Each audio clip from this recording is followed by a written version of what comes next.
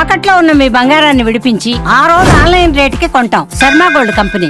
నమస్తే, welcome to Suman TV. నేను గిరిజ. మనకు ప్రతి మాసంలో ఏకాదశి అనేది వస్తూ ఉంటుంది. కానీ ఈసారి వచ్చిన ఏకాదశిని షట్టిల ఏకాదశి అని పిలుస్తారు. మరి షట్టిల ఏకాదశి యొక్క ప్రత్యేకత ఏంటి, విశిష్టత ఏంటి, ఆ రోజు చేసుకోవాల్సినటువంటి పరిహారాలు ఏంటి, ఈ విషయాలన్నీ తెలియచేయడానికి ఇవాళ మనతో పాటు ఉన్నారు ప్రముఖ జ్యోతిష్య పండితులు బ్రహ్మశ్రీ నందిపట్ల శ్రీహరి శర్మ గురువుగారు. మరి వారి మాటలో తెలుసుకునే ప్రయత్నం చేసిద్దాం. గురువుగారు నమస్కారం. వాగర్థావివ సంపృక్తౌ వాగర్థ ప్రతిపత్తయే జగతః పితరౌ వందే పార్వతీ పరమేశ్వరౌ. సదాశివ సమారంభాం శంకరాచార్య మధ్యమాం అస్మదాచార్య పర్యంతం వందే గురు పరంపరాం. ఆదిత్యాయ చ సోమాయ మంగళాయ బుధాయ చ గురుశుక్ర శనిభ్యశ్చ రాహవే కేతవే నమః. శృంగేరి జగద్గురు పీఠాధిపతులకి, కంచి పీఠాధిపతులకి నమస్కారములు తెలియజేసుకుంటూ కార్యక్రమాన్ని ప్రారంభిద్దాం. గురుగారు, మనకి షట్టిల ఏకాదశి శనివారం రోజున వస్తుంది కదా గురుగారు. అసలు ఏంటి గురుగారు ఈ షట్టిల ఏకాదశి యొక్క విశిష్టత గురించి తెలియజేస్తారా? మనకున్నవి ప్రతి మాసానికి 2 ఏకాదశులు వస్తాయి. ఒక్కొక్క ఏకాదశి ఒక్కొక్క ప్రత్యేకమైనటువంటిది. కానీ ఈ ఏకాదశి మాత్రము మానవులని ఉద్ధరించడం కోసం ఏర్పాటు చేయబడ్డటువంటి ఏకాదశి. అంటే ఎందుకు చెప్పబడి ఉందంటేనమ్మా, మనకు సాంప్రదాయాలు మనకు ఉన్నాయి కొన్ని.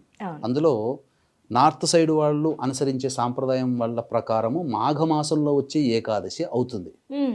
కానీ మనకు దక్షిణాదిన మనము అమావాస్య తర్వాత పాడ్యం నుంచి మళ్ళీ అమావాస్య వరకు లెక్కించే పద్ధతిని మనం పాటిస్తాం. నార్త్ సైడ్ వాళ్ళు పౌర్ణమి వెళ్ళిన పాడ్యమి నుంచి మళ్ళీ వచ్చే పౌర్ణమి వరకు వాళ్ళు ఒక మాసంగా, కాబట్టి వాళ్ళు ఒక 15 రోజులు మనకన్నా ముందున్నట్టుంటారు. అంటే మాఘమాసంలో వాళ్ళకి ఏకాదశి, మనకు పుష్యమాసంలో కృష్ణ ఏకాదశి.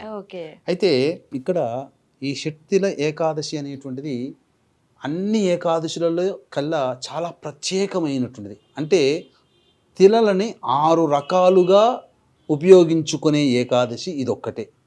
తిలలతో కూడుకున్న ఏకాదశి అంటే తిలల్ని మనం కొన్ని క్రియల ద్వారా చేసుకొని పండుగలాగా జరుపుకునే ఏకాదశి ఇది. 6 విధాలుగా మనం ఈ ఏకాదశిలో నువ్వులని వాడుతాము, కాబట్టి వీటిని షట్తిల ఏకాదశి అని అంటారు. కానీ వాస్తవానికి ఏంటంటే పుష్యమాసము పుష్టినిచ్చేటువంటిది. మనం గమనించుకుంటేనమ్మా, ఉన్నటువంటి ఆయనాలు 2, ఒకటి ఉత్తరాయణం, 2 దక్షిణాయనం. దక్షిణాయనంలో పెద్దలని ఉద్ధరించేది పితృపక్షాలు భాద్రపద మాసంలో వస్తాయి. ఈ ఉత్తరాయణంలో పుష్యమాసంలో వచ్చేటువంటి ఏకాదశి తిథి మరియు అమావాస్య, ఈ 2 కూడా పితృదేవతల్ని ఉద్ధరిస్తాయి.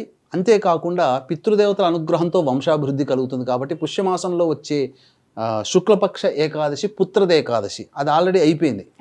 ఇప్పుడు మనకి 25వ తారీఖు రోజున వస్తున్నటువంటిది షట్టిల ఏకాదశి. కాబట్టి ఈ రోజున కొన్ని నియమాలు అనేటువంటివి మానవుడు పాటించాలి. నువ్వులని 6 విధాలుగా మనం ఉపయోగించాలి. ఏమా క్రియలు అవన్నీ అని అంటే, అసలు చాలామందికి తెలియనటువంటి విషయం ఏంటంటే ఏకాదశి ఎలా చెయ్యాలో చాలామందికి తెలియదు. అంటే ఏంటి, ఏకాదశి రోజున ఉపవాసం ఉండాలి మాత్రమే తెలుస్తుంది, కానీ విధానంగా ఎలా ఉండాలి అనేటువంటిది చాలామందికి తెలియదు. అంటే అది ఏంటంటేనమ్మా, దశమి రోజు ముందు అనగా రాత్రి ఉంటుంది కదా దశమి, ఆ రోజున సాయంత్రం దారభ్యత, సూర్యాస్తమైన దారభ్యత ఎటువంటి పదార్థాలని భుజించకూడదు. పాలు పండ్లు తీసుకోవచ్చు. ఆ ముందు రోజు బ్రహ్మచర్య వ్రతము ఆచరించాలి. మద్యపానము మాంసాహారం తీసుకోకూడదు.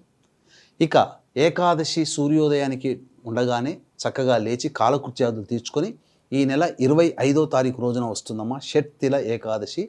ఆ రోజున పొద్దున్నే లేచి కాలకృత్యాదులు తీర్చుకునేటప్పుడు సందర్భంలో మనము బకెట్ నీళ్లు స్నానం చేస్తాం కదా, ఆ నీళ్లలో నల్ల నువ్వులు వేసుకొని ఆ నీళ్లు స్నానం చేయాలి.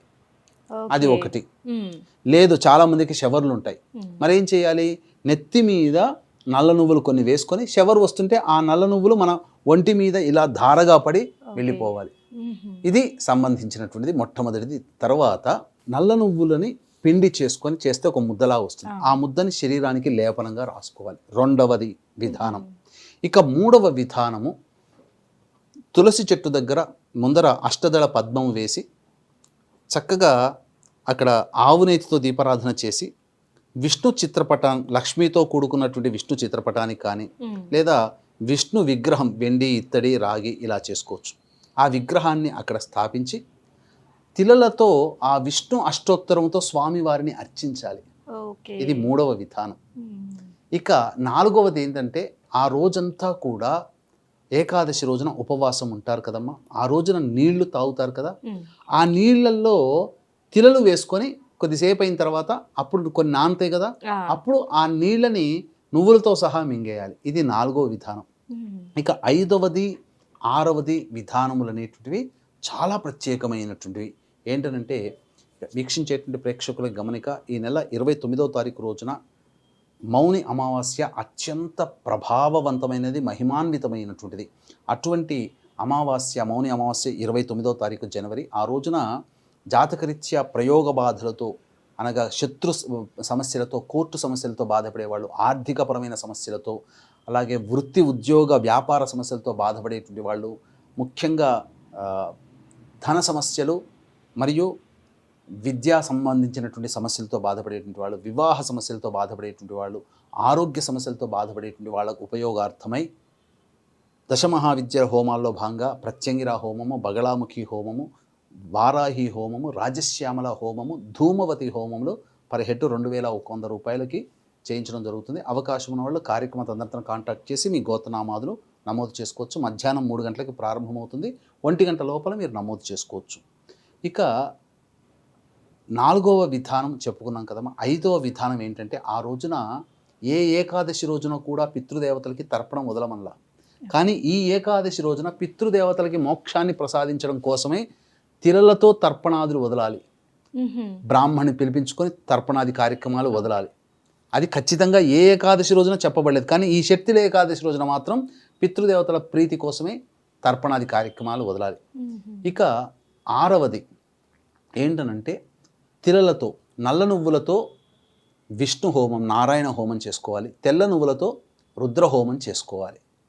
చేస్తే చాలా విశేషం అమ్మ ఆ రోజు. ఇక ఏ రోజైనా, ఏ ఏకాదశి తిథి రోజులనైనా కానీ భోజనము భుజించకూడదు. కానీ ఆ ఏకాదశి రోజున పూజ చేసిన తర్వాత అన్నము, తెల్ల నువ్వులు కలిపినటువంటి పదార్థాన్ని విష్ణు పరమాత్మునికి నైవేద్యంగా పెట్టి వాటిని భుజించవచ్చు. పదార్థంగా నైవేద్యంగా తీసుకోవచ్చు. లేదు ఇక ఆ రోజంతా ఆ విధంగా గడిపిన తర్వాత తెల్లవారి ద్వాదశి తిథి ఆదివారం అయింది. ఆ రోజున విశేషం కాబట్టి ఆ రోజున ద్వాదశి తిథి రోజున కూడా మళ్ళీ కాలకృత్యాదులు తీర్చుకొని చక్కగా తులసి చెట్టు దగ్గర ఆవు నేతితో దీపారాధన చేసి ఒకసారి విష్ణు సహస్రనామ పారాయణం చేసి అతిథి అభ్యాగతులకి, ఎవరైనా ఇంటికి వచ్చినటువంటి వాళ్ళకి భోజనాది కార్యక్రమాలు, లేదా వృద్ధాశ్రమంలో కానీ అనాథాశ్రమంలో కానీ భోజనాది కార్యక్రమాలు, పండ్లు, ఇతర వస్తువులు దానం ఆచరించి తదనంతరం ఇంటికి వచ్చి కుటుంబ సమేతముగా భోజనము తినాలి. ఆ భోజనంలో అన్నములో తెల్ల నువ్వులు కొన్ని వేయాలి. నల్ల నువ్వులు కానీ తెల్ల నువ్వులు కానీ వేసి ఆ ఉడికించినటువంటి అన్నాన్ని నైవేద్యం పెట్టి ఆ అన్నమునే భుజించాలి ద్వాదశి తిథి రోజున. ఈ విధంగా శక్తిల ఏకాదశిని ఆచరించమని మనకు శాస్త్ర ప్రకారం చెప్పబడి ఉంది. కాబట్టి ఈ విధంగా ఎవరైతే ఆచరిస్తారో వాళ్ళకి ఇహలోకంలో సౌఖ్యము, పితృదేవతలు మోక్షాన్ని పొందుతారు, నరక బాధల నుంచి తప్పించుకుంటారు. తద్వారా వాళ్ళు మనల్ని ఆశీర్వదిస్తారు. మనకున్నటువంటి అనేక దోషాలు తొలగిపోతాయి. కుటుంబంలో పిల్లలకి పెళ్ళిళ్ళు అవుతాయి. ఎంతోమంది సమస్యలతో బాధపడేటువంటి వాళ్ళకి అందరికీ కూడా చాలా మటుకు సమస్యలు తీరుతాయని చెప్పవచ్చు. అయితే గురుగారు, ఇది వీళ్ళు చేయాలి వీళ్ళు చేయకూడదు అనేది నియమం ఏమైనా ఉందా? ఎవరైనా చేయొచ్చునమ్మా. అయితే తిలలతో తర్పణం వదిలే వాళ్ళు మాత్రం తండ్రి ఉన్న వాళ్ళు చేయకూడదు. తండ్రి లేని వాళ్ళే తర్పణాది కార్యక్రమాలు వదలాలి. అది బ్రాహ్మణుని పిలిపించుకొని. గురుగారు, నిజంగా షట్టిల ఏకాదశి అనేది చాలా ప్రత్యేకమైంది. ఆ రోజు 6 రకాల తిలలను ఏ విధంగా ఉపయోగించుకోవాలి అనే విషయాన్ని చాలా చక్కగా తెలియజేశారు గురుగారు. ఎందుకంటే ప్రతి ఒక్కరికి సమస్యలు ఉన్నాయి. సో ఇలాంటి ఒక రోజు వచ్చినప్పుడు దాన్ని ఉపయోగించుకోవటం కూడా చాలా మంచిది. చాలా చక్కటి పరిహారం, విశిష్టత గురించి కూడా చాలా చక్కగా తెలియజేశారు గురుగారు. ధన్యవాదాలు. సర్వం శ్రీ ఉమామహేశ్వర పరబ్రహ్మార్పణమస్తు.